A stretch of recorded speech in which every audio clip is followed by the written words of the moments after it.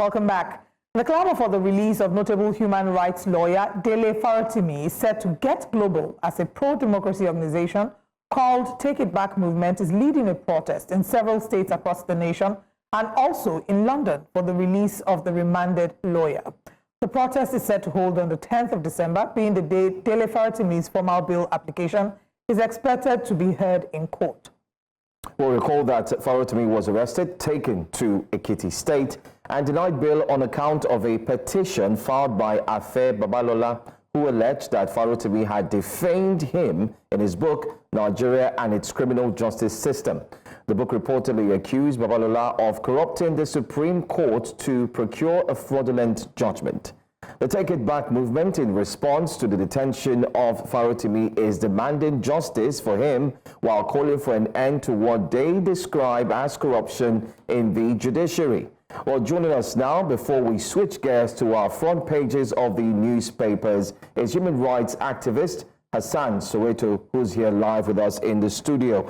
And I can use the word back at it again, because it seems like the streets keep calling. Yeah. Right? Yeah, I don't want to. The streets keep urging him to do more. Right? Unfortunately, it's not really the streets this time. It would be the powers that be that are urging him to do more. I mean, because when tyranny continues to persist, obviously citizens must continue to act. And I'd like to just start by saying that the ordeal that Dele Farotimi is passing through now is in many ways, something that affects all of us. Many people don't know that yet. But we are going to know it very soon. Don't forget that it started in August by criminalizing protest, saying that protest is treason, and if you protest, then you are liable to be condemned to death. Now, with Dele Farotimi, what they are saying is that even verbal or written criticism of anybody, especially those highly placed, cannot throw you, a few months or a few years in prison. So this is an assault against free speech, and that is why all Nigerian people, the media, NGOs, even faith-based organizations, youth groups, trade unions, must actually be very, very interested in what is happening. We have to say that we stand against this tyranny. We have to say that this assault on democratic rights and free speech must stop. Because it is not just a case of an individual against another.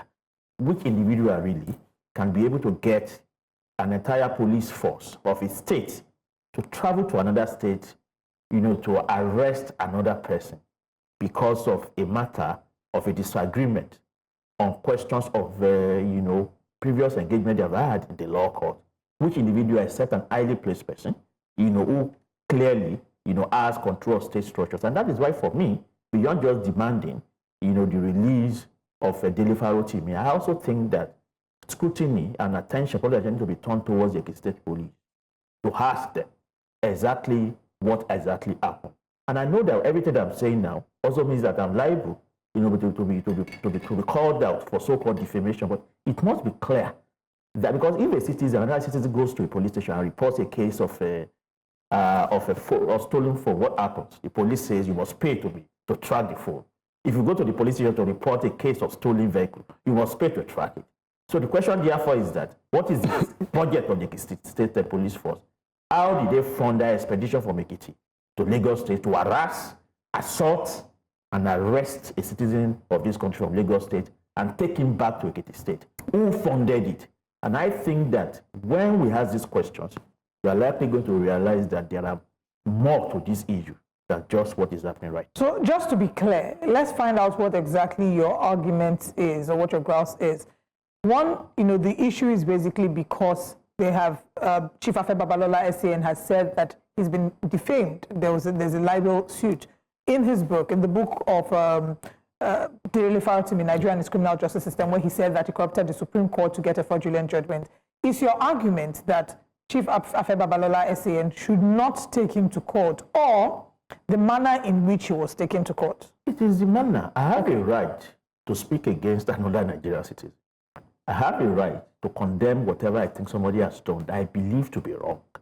If that person feels affected or injured by what I've said, the right that he has under the law is to sue me.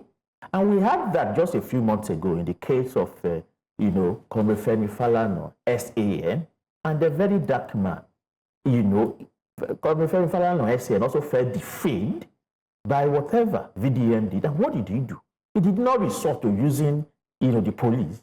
He went, as any other Nigerian citizen, to the court to sue VDM. What Afe Babalola SCN has done is what every big man or big woman in Nigeria would do, which is that they have control of state forces and they can use it to harass innocent citizens. If what is happening right now was a case of suing Dele Farotimi, what all of us will be saying is that, we want to see what will happen at the court. We want to see the outcome of that. Just like we are waiting for the outcome of the case of Falana with VDM now. But really, is it, let me play devil's advocate here.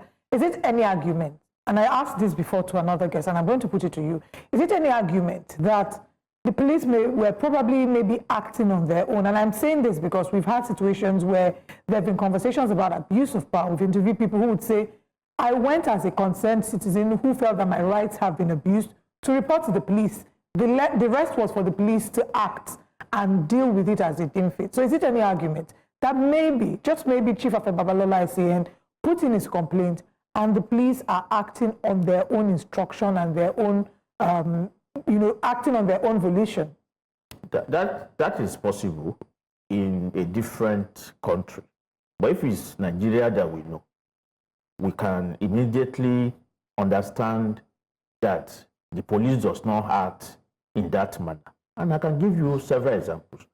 My organization, the Education Right Campaign, we had one of our leading members killed here in Lagos State a few years ago.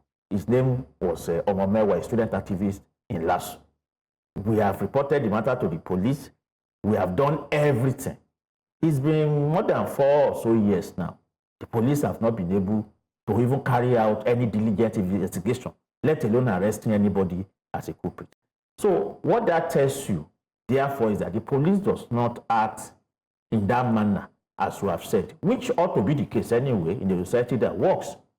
And that is why I'm saying that we need to ask, in fact, the police commissioner of police in Ekiti State needs to be on the hot seat. He needs to be invited. We need to know whether they acted in that manner to their own volition, or maybe the complainant actually paid the police. In the case of Omewa that I just explained, the police here at Panti on different occasions asked us for money, even to carry out investigations. So that's to tell you that even the reportage of a crime of whatever sort to the police does not come free of charge. To carry out the investigation, they will charge you. So if they have to embark on this kind of expedition from one state to another to arrest another person, it means it was funded, right? They will also stay in an hotel and all of that. It must be funded. Is it funded from the budget of the Ekiti State Police? These are the questions we need to ask, so that I think that at some point there might even be a case to ask for the Commissioner of Police in Lagos State, to be probed over this. How much exchange hands? How much is the budget of Ekiti State? How were they able to carry out this kind of... I don't think they were aware from the information that Lagos State wasn't... Ekiti State Police is what I'm saying. Okay. How did they fund the expedition from Ekiti State to Lagos to come and arrest another citizen in a civil matter? Okay, let's. That is what has happened there. I know. It's a case of abuse of power. But even far more than that, it's also a matter of state capture of certain people who can actually actuate a police force, activate a police force to act in their own self-interest. Whereas ordinary citizens, if your car is stolen today, if your phone is stolen, if you are robbed today, you cannot get the police to act in the same manner. Well, there are some instances where we've had different cases on that, but let's hinge on the fact that your protest is tagged Nigerians refuse to be silenced. And the date of this protest is the same day that we're expecting to hear what the court injunction or ruling would be on Dele Farotimi's case versus Afe Babalola, or the other way around. Can you tell us what this protest is all about in terms of how many cities are you looking to cover? As usual, we do know as well that there are clarity in terms of speaking to the police before you engage in a protest. Has that been done? And what's your aim with this protest, most importantly? Well, let me start by commending the Take It Back movement, which is the organization that has called for this protest. And the Take It Back movement has experience when it comes to organizing protests. So I'm sure that when it comes to the mechanics, of how the protest will take place, who needs to be informed and co, they must have done all of it. But in any case, it must also be well stated that under Nigeria's law at present, every Nigerian has a right to organize a protest. Nobody needs to inform the police first. Informing the police, if you have to do it, is simply a matter of respect. It is not something mandated by the law. And I can quote instances, especially from a 2007 judgment, of the Court of Appeal, which has already made it very clear, that the public order the police act, police have been using prior to now, to prevent people from being able to organize protests does not apply anymore. So from that point of view, I think that this protest is already within the bounds of law. And for us in the Youth Right campaign and other movement that I belong to, we are very much in support of the action that the Take It Back movement has taken. And we'll be calling on all Nigerians, everybody who loves justice, to be prepared to be part of this struggle in all of the areas and centers that have been announced. I know that it's taking place in Ekiti, to be taking place here in Lagos, to be taking place in Abuja, a number of other states, even outside of the country. It's not just about Dele Farotimi. We have to understand, Dele Farotimi is just one person. But we are in a situation in this country where it has become very clear that if this machine of repression continues to grind everybody down, we'll come to a point in this country where there will be no country at all. Because right now, like I said earlier in my opening remarks, even the right to protest has already been made treasonable. It has been criminalized. We have Adramoye Makeleni and 10 other activists of the Ember governance struggle in August who are standing trial today because they protested peacefully against hunger. If they are found guilty of treason, according to Nigeria's law, that it carries a death penalty. It means that we are going to have a repeat of what happened in 1995, when Sarurua and about 8 or so other Goni activists, were murdered, legally, by the state in this country. That is what we are going to face again, in Nigeria. All right. And alongside this is how we have to understand the enormity of the situation with Dele Farotimi. It's an assault on free speech. It's an attempt to make it difficult for Nigerians to ask questions, for Nigerians to complain about their leaders. And we have to say, no, enough is enough. All right. If you are defamed, go to court like any other private citizen. All right, as quickly as possible. So this protest is happening in Lagos, Abuja, Ekiti, and London. There was a protest, that the End Bad Governance protest, and we saw how the End Bad Governance protest turned out. The people still facing charges, and you've alluded to that.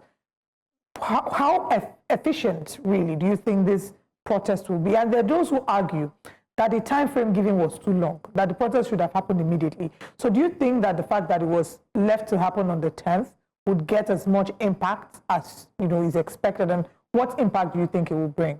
The impact will be to show to the judiciary that Nigerians are opposed to the ordeal of Dele Farotimi and they want him freed immediately. Don't forget that on that 10th, that is when his application for bail will be had.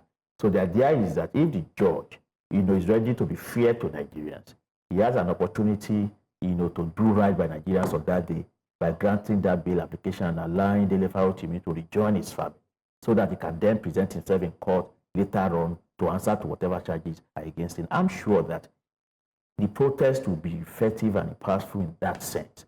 But however, if on that day the judge persists in denying bail, then it means that the level of the engagement would have to change, after 10th of December. Then we have to look at other actions that we are going to take.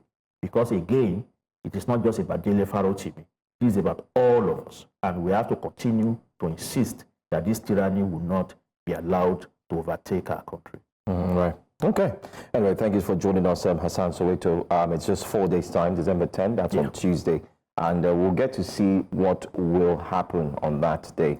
But it's interesting that it falls December 10th, if I'm correct, is International Human Rights Day. So it's interesting that it should fall on that day. I think it is. Well, let's see if human rights will actually come to play on that day. Thank you for joining us.